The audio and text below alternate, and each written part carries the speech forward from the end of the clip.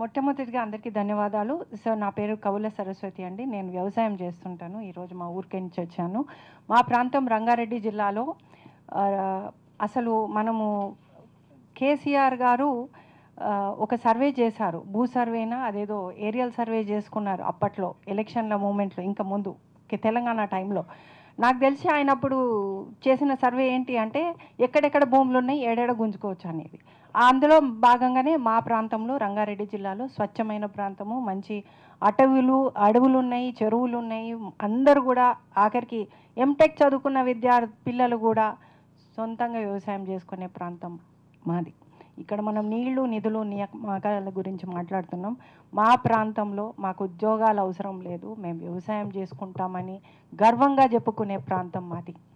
మాకు అక్కర్లేదు మీ ఉద్యోగాలు, మీ ఊడిగం బతుకులు మాకు అవసరం లేదని పిల్లలు ఎంటెక్ చేసినోడు సాఫ్ట్వేర్ ఇండస్ట్రీలో పనిచేసిండు, అక్కడ ఉద్యోగం విడిచిపెట్టేసిండు. అబ్బాయి ఎస్టీ అబ్బాయి ఇప్పుడు మంచిగా కోళ్ళ ఫారం పెట్టుకున్నాడు. ఆయన 3 ఎకరాల భూమి చేసుకుంటున్నాడు.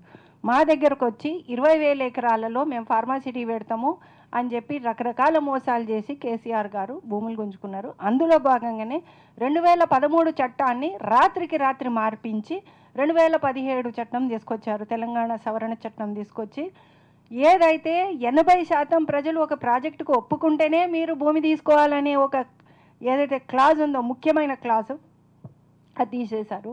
అంతేకాకుండా సోషల్ ఇంపాక్ట్ అసెస్మెంట్ ఏదైతే జరగాలో, అంటే ఒక ప్రాజెక్టు పెడితే ఆ చుట్టుపక్కల ప్రాంతాల్లో జరిగేటటువంటి ఎటువంటి నష్టం ఉందో దాన్ని కూలకషంగా చేసిన తర్వాతే మీరు భూసేకరణ చేయాలనే ఒక నియమం ఏదైతే ఉందో, ఆ 2 main section, section 4 and section 2 and section 10, అంటే బహుళ పంటలు పండే భూములు తీసుకోకూడదు అనే దానికి కూడా ఎగ్జంప్షన్ తీసుకుని బలవంతంగా మెడ మీద కత్తి పెట్టి మరటే మా దగ్గర భూసేకరణ చేశారు.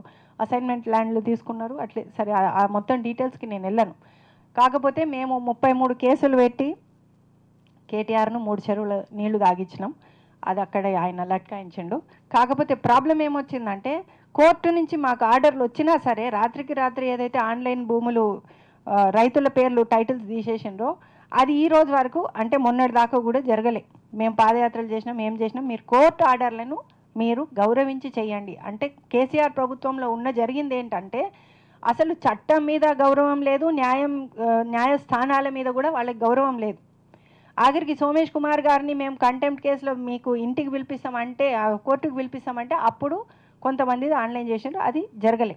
సరే, తర్వాత వచ్చిన విషయం ఏంటంటే కాంగ్రెస్ వాళ్లకు మేము మీకు సపోర్ట్ చేస్తాము, మిమ్మల్ని గెలిపిస్తాం ఇబ్రాహీంపట్నం కాన్స్టిట్యున్సీలో, మాకు మీరు మేనిఫెస్టోలో పెట్టండి ఫార్మసిటీ రద్దు చేస్తామని. అట్లే ఇక మా పోరు పడలేక ఎట్లనో 8B అని పెట్టి ఇబ్బందికర ఫార్మసిటీ రద్దు చేస్తామని చెప్పారు. కానీ రైతుల భూముల గురించి ఏం చెప్పలే కాంగ్రెస్ పార్టీ. చెప్తున్న విషయం, ఇప్పుడు 6 నెలలు అయింది, దాదాపు 5 నెలలు అయింది. మా రైతులే ప్రచారం చేసి కాంగ్రెస్ పార్టీని గెలిపించారు మా ఏరియాలో. అయితే ఇప్పుడు ఏమైందంటే మేము రాగానే మీకు ఆన్లైన్ ఎక్కిస్తాం, నిషేధిత జాబితా నుంచి భూములను తీసేస్తాం, మీకు మార్గేజీలు, క్రాప్ లోన్లు ఏవి రావట్లేదు. 3 ఏళ్ళు అయింది, రైతు బంధు పడతలేదు, క్రాప్ లోన్ రావట్లేదు, ఏం వస్తలేవు. అయినా కానీ ఇంకా భూమిని అంటి పెట్టుకొని ఉన్నారు.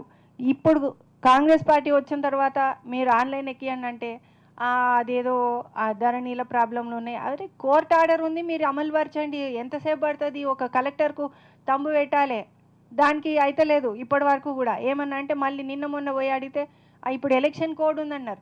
నాకు తెలిసి సార్ మీరు జడ్జి గారు కదండి, ఎలక్షన్ కోడ్కిను కోర్టు ఇచ్చిన తీర్పుని అమలు పరచడానికి నాకు తెలిసి అయితే ఏం సంబంధం లేదని నాకు అనిపిస్తుంది. ఎందుకంటే వాళ్ళు మనకేం ప్రత్యేక సబ్సిడీలు ఏమి ఇస్తలేరు కదా. ఇది ఒక విషయం.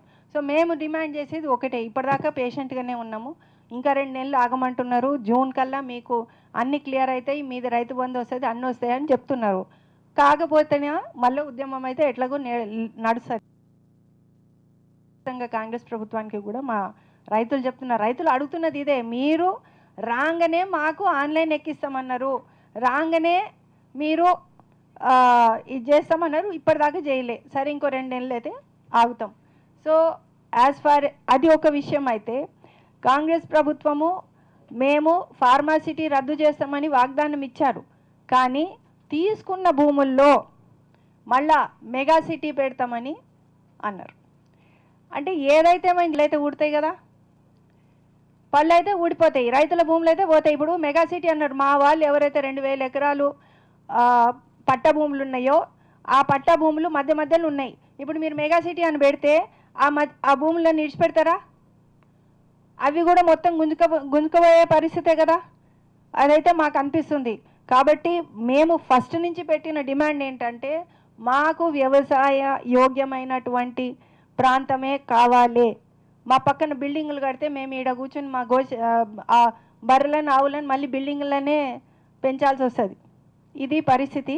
కాబట్టి రేవంత్ రెడ్డి గారికి విన్నపం, ఎందుకంటే ఆయన మా రైతులకు మా దగ్గర ఒక 2 రైతులు పర్సనల్గా వెళ్ళి కలిసినప్పుడు, ఇది ఎప్పుడు అంటే బిఫోర్ ఎలక్షన్స్, ఇప్పుడు కాదు, ఆయన ప్రామిస్ చేశారు మీ భూములు మీకు ఉంటాయి అని. సో మా డిమాండ్ ఏంటంటే ఎట్లాగూ తీసుకున్న భూములు ఉన్నాయి, వాటిని ఏదో ఒకటి చేయాలంటున్నారు. ఏ ప్రభుత్వం వచ్చినా ఒకటే పాలసీ ఏంటంటే భూములు తీసుకోవాలి, దాన్ని ఎట్లాగో అట్లా మార్కెట్ చేయాలి.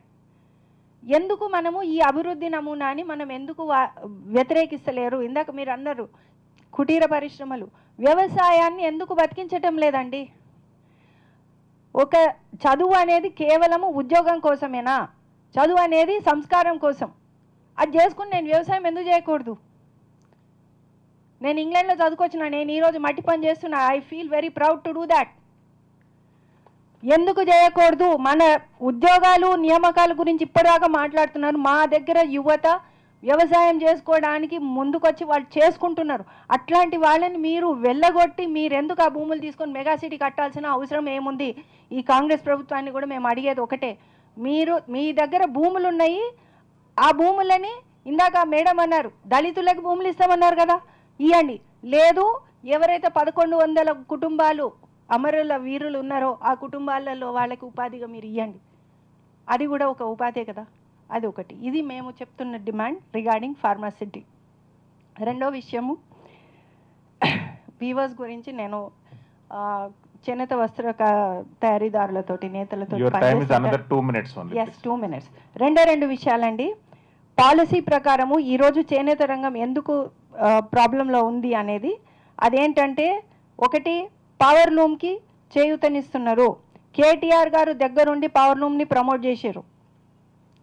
హ్యాండ్లూమ్ పవర్ లూమ్ని హ్యాండ్లూమ్ అని చెప్పి అమ్ముతున్నారు. అందుకని హ్యాండ్లూమ్ మార్కెట్ తగ్గిపోయింది.